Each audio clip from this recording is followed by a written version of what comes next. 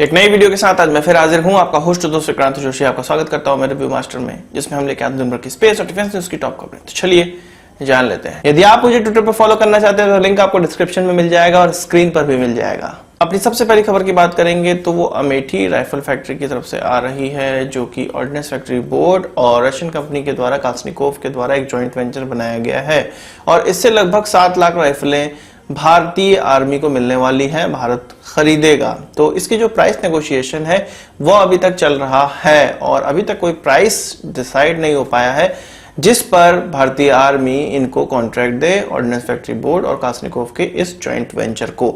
हालांकि 2019 से 2019 से इसका प्रयास जारी है और 2-3 बार ऑर्डिनेंस फैक्ट्री ने इसके लिए एक्सटेंशन ले लिया था कि प्राइस बिड सबमिट करने के लिए, और जब नवंबर 2019 में उन्होंने प्राइस बिड सबमिट की तो इसको बहुत ज्यादा पाया गया, जिसके बाद यह प्राइस का नेगोशिएशन चला और उसके बाद भी अभी तक डिफेंस मिनिस्ट्री और इस ऑर्डिनेंस फैक्ट्री बोर्ड के बीच में जिस प्राइस पर इस राइफलों को खरीदना है वो डिसाइड नहीं हो पाई है। तो डिफेंस मिनिस्ट्री ने एक कदम आगे बढ़ाया है और एक प्राइस नेगोशिएशन कमेटी बनाई है। आप इसको समझ सकते हैं, ये जो तेजस में बनी थी, तेजस के लिए जब तेजस का दाम HAL ज्यादा ले रहा था तब इस प्रकार की कमेटी बनी थी, कुछ उसी प्रकार की कमेटी फिर से अब बनाई गई है जो कि इस राइफल का उचित मूल्य निर्धारण करने में हेल्प करेगा या कोई डिसीजन लेगा।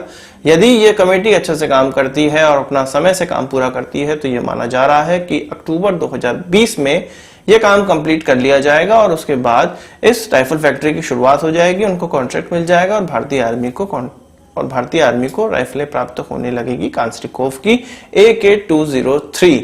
ये तो बात हो गई इस पूरे कॉन्ट्रैक्ट की।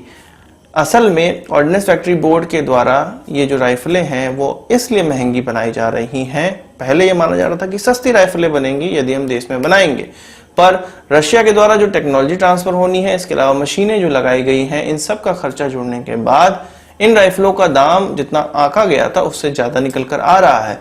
इसलिए इस प्रकार के प्राइस नेगोशिएशन की आवश्यकता पड़ रही है। तो ये तो हो गया भारत का सिस्टम। अब वहीं पाकिस्तान के सिस्टम की बात करते हैं और पाकिस्तान का प्रोक्योरमेंट सिस्टम कितना अच्छा है ये आपको इस खबर से पता चलेगा। जब बालाकोट स्ट्राइक हुई थी तो पाकिस्तान के पास कुछ 3 से लेकर 4 तक सैब के अवाक्स थे। सैब 2000 अवाक्स जो वो इस्तेमाल करते हैं सैब कंपनी का, वो उनके पास थे। इसके अलावा 4 चाइनीज अवाक्स थे उनके पास। कुल मिला के 7 से 8 अवाक्स इस प्रकार के वो इस्तेमाल कर रहे थे और उस समय भारत के पास केवल 5 अवाक्स थे, जिसमें कि 2 DRDO के द्वारा बनाया गया था और 3 फॉल्कॉन जो कि इजरायली कंपनी के बनाया हुआ रडार है, अवाक्स है, वो हम इस्तेमाल कर रहे थे। और पाकिस्तान जैसा छोटा देश हमसे ज्यादा अवाक्स सिस्टम इस्तेमाल करता है और हमारा भारत जैसा बड़ा देश केवल 5 अवाक्स सिस्टम इस्तेमाल करता था उस समय जब बालाकोट स्ट्राइक हुई थी। तो पर उसके बाद पाकिस्तान के पास 4 और अवाक्स उन्होंने इंडक्ट कर लिए 1 साल के भीतर। आप कह सकते हैं 1 साल का समय ही लगभग गुजरा है, 1.25 साल का समय लगभग गुजरा है और पिछले महीने उनको 4थे अवाक्स की डिलीवरी हो गई है। और इस प्रकार से उनके पास जो पूरे अवाक्स है, early warning and control system अब हो गए हैं, वो 11 की संख्या में हो गए। 7 सैब 2000 हो गए हैं और 4 जो चाइनीज कंपनी के अवाक्स वो इस्तेमाल करते हैं।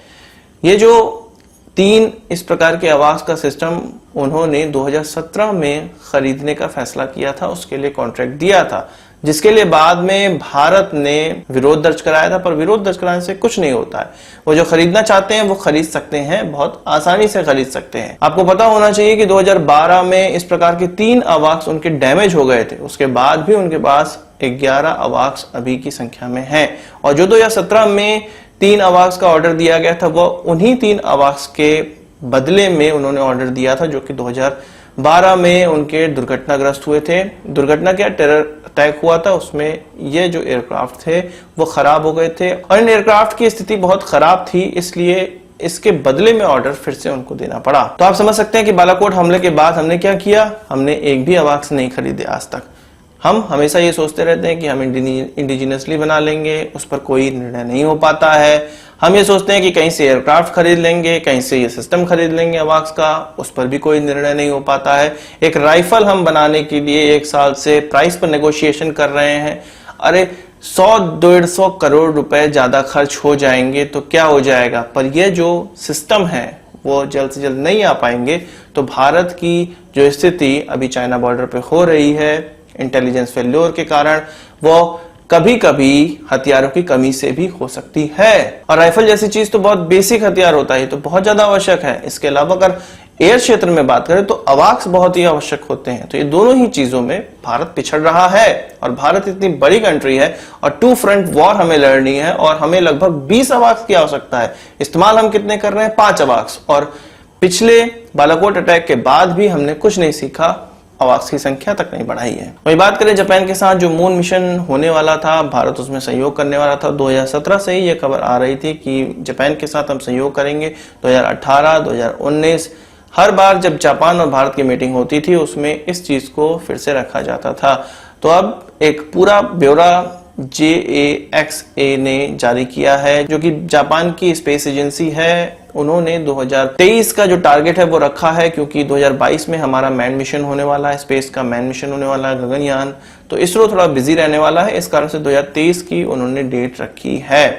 अब इसमें भारत क्या करने वाला है? बहुत ज्यादा काम भारत का नहीं है, पर बहुत महत्वपूर्ण काम है। लैंडर सिस्टम जो पूरा डिजाइन करना है या लैंडर सिस्टम की टेक्नोलॉजी है वह भारत की होने वाली है, पर जो लैंडर बनाया जाएगा वो जापान के द्वारा बनाया जाएगा, रोवर भी जापान के द्वारा बनाया जाएगा और इसको ले जाने वाले रॉकेट भी मित्सुबिशी के द्वारा बनाया गया हुआ होगा।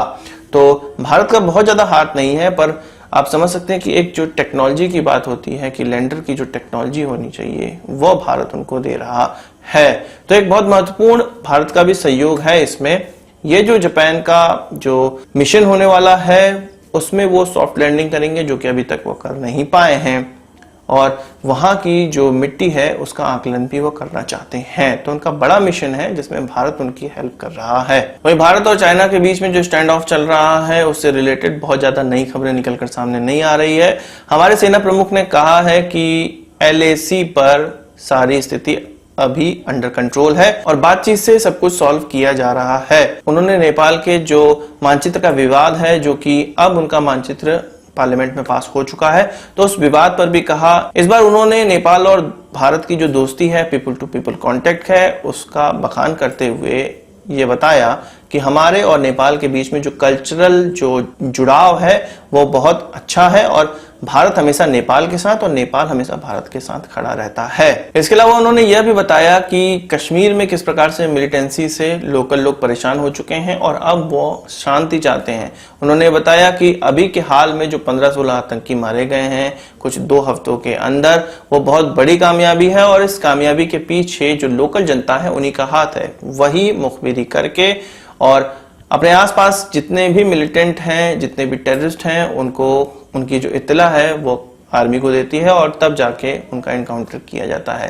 तो लोकल लोग अब सपोर्ट कर रहे हैं भारतीय आर्मी का, ताकि वहां पर शांति आ सके। इसके अलावा कल की खबर में मैंने आपको बताया था कि इमरान खान चाहते हैं कि भारतीय गरीब लोगों के अकाउंट में वो पैसे ट्रांसफर करे यदि भारत सरकार उनसे कहे तो। उनका एक ट्वीट सामने निकल कर आया था, तो उस पर भारत की प्रतिक्रिया भी आई थी और फिर से पाकिस्तान की प्रतिक्रिया निकलकर सामने आई है। जब भारतीय लोगों ने उनको ट्रोल किया कि हाँ हमारे अकाउंट में पैसे ट्रांसफर कर दो, तो उनकी तरफ से एक नया बयान निकलकर सामने आया, पाकिस्तान की तरफ से एक नया बयान सामने निकलकर आया है। उसमें उन्होंने कहा है कि इमरान खान का जो ये ट्वीट था वो उस आइडिया को शेयर करता है जो कि आइडिया उनके पास है कि किस प्रकार से गरीबों के अकाउंट में पैसे ट्रांसफर किए जाते हैं। उन्होंने यह कहा कि सार्क देशों में जिस प्रकार से भारत इनिशिएटिव ले रहा है और अपने आइडिया शेयर कर रहा है, उसी तरह से पाकिस्तानी प्रधानमंत्री ने अपना आइडिया शेयर किया था। तो पाकिस्तान से मेरा एक प्रश्न है कि जो $3 मिलियन तुमने सार्क में डालने के लिए बात कही थी वो तो तुमसे डले नहीं, पैसों की बात आती है तो हमेशा पीछे हट जाते हो, और नॉलेज शेयरिंग की बात है कि सबसे आगे बन जाओगे, सबसे बुद्धू व्यक्ति सबसे आगे विद्वान बनकर खड़ा हो जाता है। तो यहाँ पर सार्क देशों में अभी तुम्हारे आइडिया की आवश्यकता नहीं है। अगर हेल्प ही करनी है तो गरीब देशों की जो मॉनेटरी हेल्प है वो करो, और जैसे कि बांग्लादेश, नेपाल, भूटान इत्यादि देशों में जो मॉनेटरी बेनिफिट देना है वो अगर तुमसे हो सकता है तो दो, और जो $3 मिलियन तुमने सार्क में डालने का, चाइनीज वायरस फंड में जो डालने का निर्णय लिया हुआ था उसको पूरा करो, तब जाके कोई बात होगी। आज की इस वीडियो के लिए बस इतना ही। आशा करता हूँ वीडियो पसंद आया होगा, आपको एक बड़ा थम्स अप जरूर देंगे। इस वीडियो से कोई सवाल सुझाव कमेंट बॉक्स में जरूर लाइएगा, और यदि आपने हमारे चैनल को सब्सक्राइब नहीं किया उसे भी कर लीजिए, क्योंकि हम इस प्रकार की वीडियो लाते रहते हैं। नमस्कार, थैंक यू, जय हिंद।